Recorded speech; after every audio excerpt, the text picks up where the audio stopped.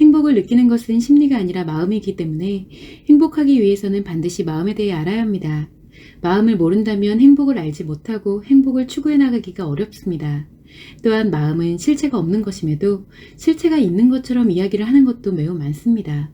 마음이 무엇이기에 이처럼 모든 사람들이 마음에 대해서 잘못 해석하고 있는 것일까요? 먼저 마음을 해석한 기존의 정의를 살펴보겠습니다. 인간에게는 몸과 마음이 있고 마음은 몸 안에 존재합니다.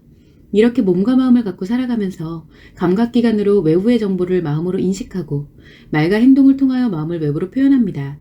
이때 마음은 인간의 뇌에 존재한다고 생각을 하여 뇌가 기억하고 생각하는 것이 곧 마음이라고 정의합니다. 이는 종교, 심리학, 정신의학, 다른 학문에 이르기까지 모두가 동일합니다.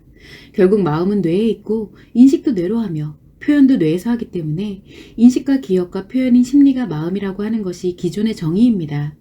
이에 따라 의식과 무의식은 기억과 관련되어 있어서 기억에 잠재된 것을 무의식이라 이야기하고 자각하는 기억은 의식이라 이야기합니다. 이러한 정의에 의해 인간의 마음은 사람마다 모두 다르다고 합니다. 즉 심리가 마음이라고 정의하면 심리는 사람마다 모두 다르기 때문에 인간의 마음은 사람마다 다를 수밖에 없는 것이 됩니다. 그래서 이와 같이 마음을 연구하게 되면 마음의 작용은 무한해집니다. 인식되는 모든 것에 대한 마음이 있고 기억되는 마음이 있으며 표현하는 마음이 따로 존재하는 것입니다. 결국 마음에 대한 연구는 무한함을 연구하는 것이기 때문에 명확한 결론이 없고 인간이 밝혀낼 수 없는 것으로 단정되게 됩니다. 그렇다면 한국심리교육원이 개발한 마음이론과 성마음이론에서 정의하는 마음은 무엇일까요? 먼저 인간은 몸과 마음이 있고 마음은 몸 안에 존재한다는 것, 감각기관으로 외부 정보를 마음으로 인식하고 말과 행동으로써 마음을 외부로 표현한다는 것은 기존의 정의와 동일합니다. 그러나 인식된 정보를 저장하고 인출하는 작용은 뇌의 기억 심리에서 작용하는 것이며 뇌가 곧 마음인 것은 아닙니다. 마음은 실체하지 않지만 작용만 하는 추상적인 존재로서 인식, 기억, 표현의 심리를 조절하는 역할을 합니다. 마음이론과 성마음이론에서는 이 같은 단순한 차이로 마음을 명확히 정의하고 마음이 심리에서 작용하는 원리를 설명하고 있습니다. 마음은 의식과 무의식으로 구성이 됩니다.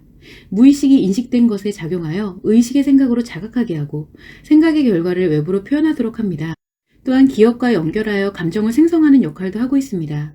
이것이 마음이 심리에 작용하는 원리입니다. 똑같은 심리를 가진 사람들은 단 한 명도 없지만 마음의 작용 원리는 모든 인간이 똑같습니다. 따라서 마음의 작용에 의해 무한한 인식들 중 어떠한 정보이든 어떠한 결과가 나올지 해석할 수 있으며 무한한 표현들 중 어떠한 말과 행동이라도 왜 그런 표현을 했는지 원인을 알 수 있습니다. 결국 무한한 심리의 작용은 하나의 마음에 의해 작용되기 때문입니다.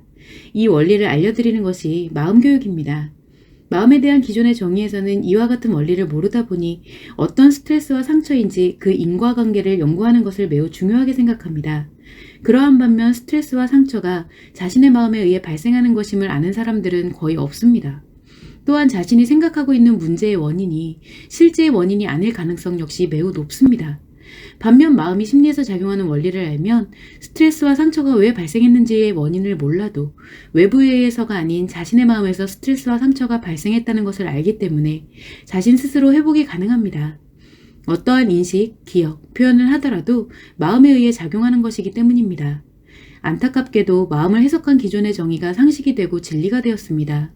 그래서 계속 스트레스와 상처로 인해 많은 문제가 발생하는데도 이를 해결할 수 있는 방법을 찾을 수가 없게 된 것입니다.